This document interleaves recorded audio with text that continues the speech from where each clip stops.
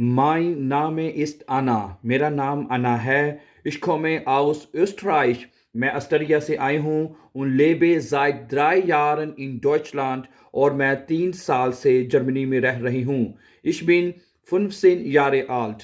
मैं 15 साल की हूँ. Und habe zwei Geschwister. और मेरे 2 बहन भाई हैं.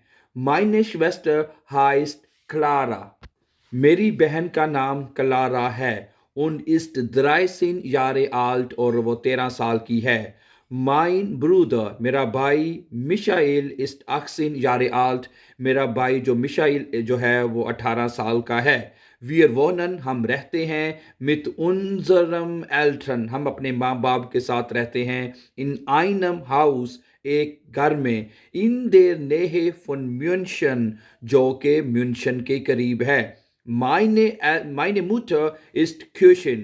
मेरी माँ जो है, मेरी मुटर जो है वो एक कोक है.